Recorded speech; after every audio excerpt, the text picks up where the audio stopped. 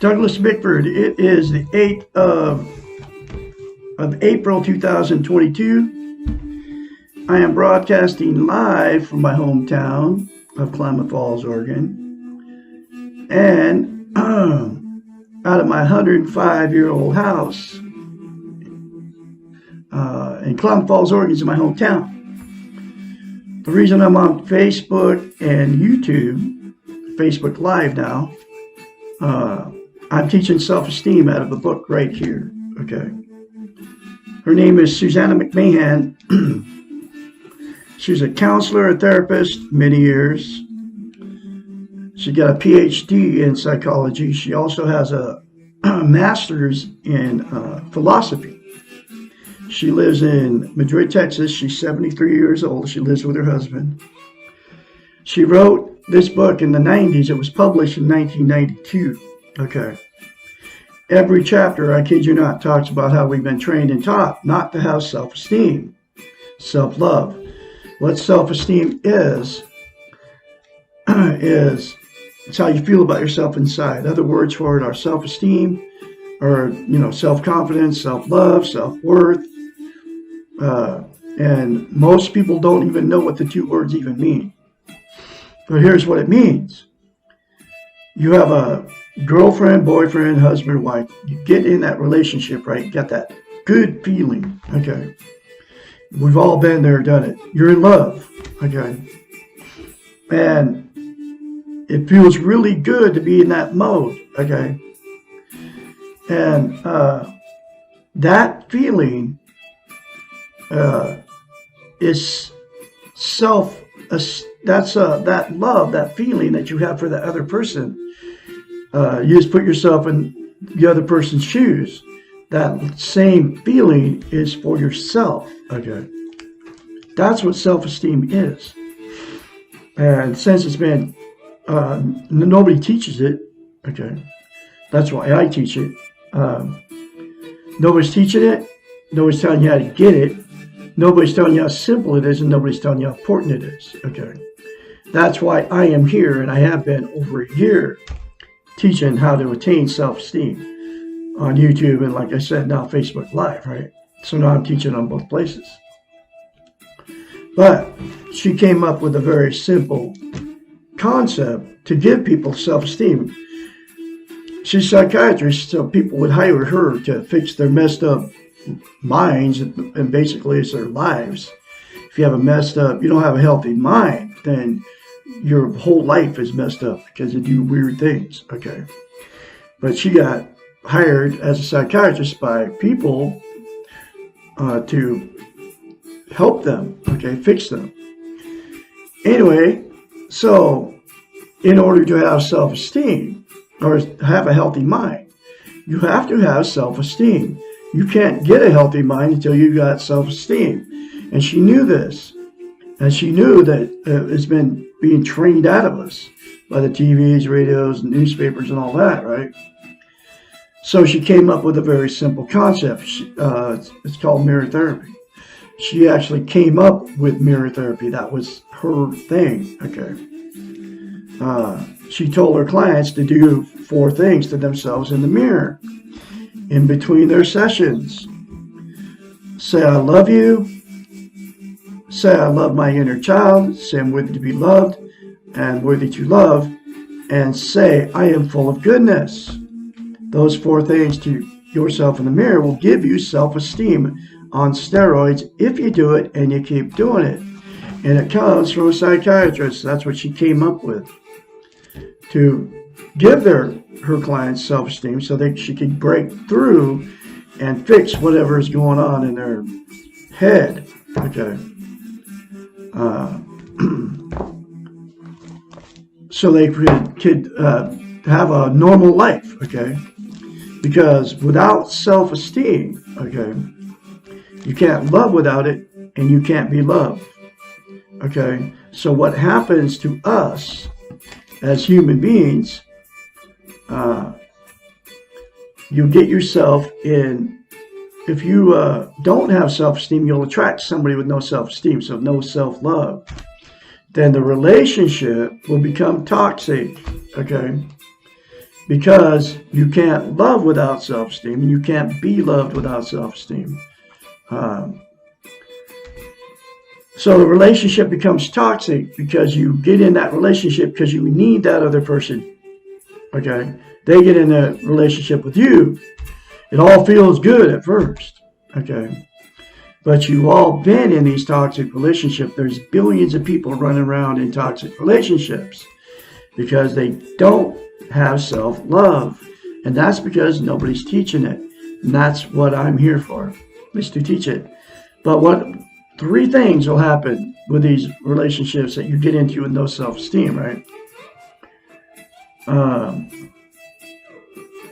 The first thing that'll happen is all the fights and arguments, you'll split up over it. That's why I've been married four times, okay? And had many failed relationships because I always went in with no self-esteem, and I got somebody just like me with no self-esteem, right? So I'm called a relationship jumper, okay? And then I've jumped back in relationships before I ever attained self-esteem, and the exact same thing happened. And there's two other things that'll happen. You'll stay in a toxic relationship for years because you don't want to be a failure. You're afraid to leave. You're afraid to be alone, and you have nowhere to go. So you'll stay stuck in these toxic relationships, and the abuse will continue on and on. Okay, and then the last thing that'll happen without self-esteem, you'll end up alone for the rest of your life because you've had too many failed relationships. You're just like, screw it, whether you're a man or a woman. And there's a lot of people doing that too because they don't want to fight and argue with people. And they've been married more than once. So they completely give up on having romantic relationships without self-esteem. The only way to get a healthy relationship is to attain self-esteem, and then you're going to attract exactly what you are, okay? Because I'm not done. I'm 66. I'm not done with a romantic relationship. Eventually, the woman that has self-esteem is going to run right into me, and then we will be able to live happily ever after because I love myself now. I haven't been in a toxic relationship for, I'm working on 18 months now. And I'll never be in another one. I'll never put me or my inner child through that. It's terrible. And you know what I'm talking about, all the fights and arguments going on. It's because you don't have self-esteem, self-love. But the 4 things to yourself in the mirror will give you self-esteem. It'll fix that for you. Okay, then the other thing about self-esteem, without it, you can't be content. Content is you feel good about how, where, and what you are. It's also known as internal peace. You cannot have eternal peace or be content until you attain self-esteem. And those 4 things to yourself in the mirror daily without fail will give you self-esteem, according to a psychiatrist. And then you'll be content. But here's what people use to try to be content. They're all external things.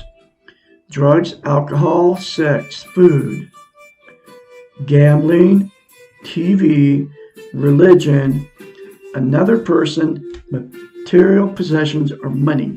There's 10 things. They're all outside of yourself. They'll make you happy temporarily, but they will never, ever make you content. The absolute only thing that will is to attain self-esteem.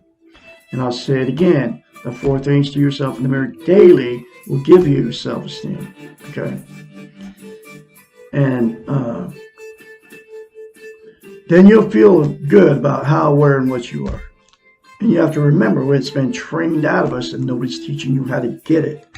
And you have to practice self-esteem. That's why you have to, if you say those 4 things to yourself in the mirror, you can't just say it a few times and stop, because you'll lose it. It's like lifting weights. You stop lifting weights, you'll lose the muscle mass. It's the exact same thing with self-esteem. And the reason you don't know any of this, because nobody's ever taught you it. Okay, so it's not even your fault. I'm an absolute only one on the internet and on television, even talking about self-esteem. It's a taboo subject. Nobody talks about it. Anyway, I'm going through this book one lesson at a time, and here's the next lesson.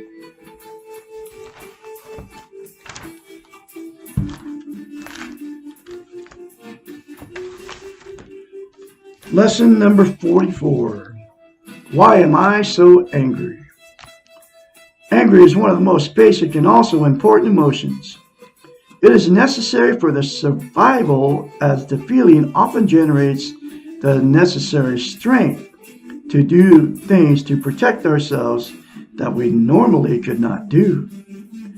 Anger is also necessary in the infant's development of a sense of self and distinct from others. Everyone has anger. Why then is this important emotion so difficult for people to deal with? Why does anger produce so much denial of the feeling and so much fear? The answers, once again, go back to our training, and here's where she's talking about that training. We have been taught and trained since we were little that being angry is bad, and that other people do not like us when we're angry. We have learned that most of our anger is unjustified, as if feelings need justification, and that we have no right to be angry because we must consider others' personal feelings before we consider ourselves. We have learned as children to deny our feelings of anger and to repress them so that we will not be labeled bad.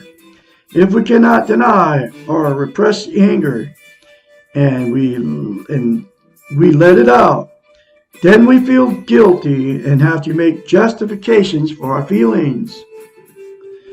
We have learned, usually before the age of 5, that anger produces a vicious trap. If we express it, we are bad. If we repress it, it grows into rage and are bad. And if we deny it, we learn not to trust our own feelings, and that feels bad. What is the solution for this anger trap? Give yourself permission to feel angry. You cannot control your feelings of anger. You do not always know when and why, how you will feel angry. Sometimes you may feel angry without knowing why. And sometimes, when you expect to feel angry, you do not. Anger lives inside of you along with your other feelings. Accept that you feel angry, but do not confuse the feeling of anger with the expression of anger. You cannot control the feeling of anger, but you can control what you choose to do when you're angry. Our training has taught us to confuse the feeling of anger with angry behaviors that we exhibit. Most of us are afraid of what we do when we're angry.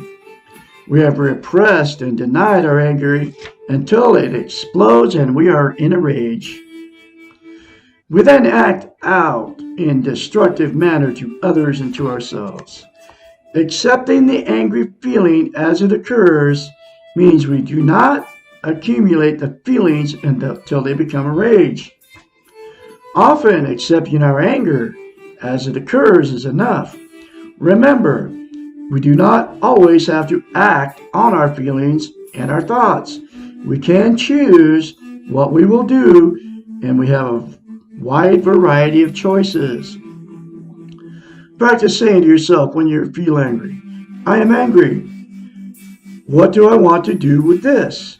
How can I feel okay with my anger? Sometimes you may choose to express it to others. Sometimes you may choose to think about it for a while before you act out on it. Sometimes you may want to yell and get upset, and sometimes you may want to calmly talk it out. And once in a while, you may choose to let it go and do nothing about it. Then there is no one right way to act when angry.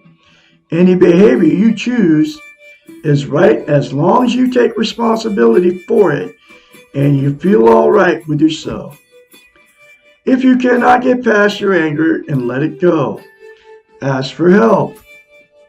Most of the time, recognizing that you're angry at the moment you feel it and accepting your feeling without judgment is enough for the feeling to abate. Just as you cannot control your feelings cannot control you unless you choose to let them. Whew! There's another very important chapter for you folks. You can all get this book very cheap on Amazon between $5 and $15. Google it, The Portable Therapist. I'm going to have another chapter for you, or another lesson for you tomorrow, which is, why do I feel I am out of control? You all have a great day out there. I can be your mentor when you start going through this change, 458-232-5238. Call me anytime, day or night, when you start going through the change. And I'll be talking to you tomorrow. Have a great day out there. Have a good Friday. Don't drink and drive.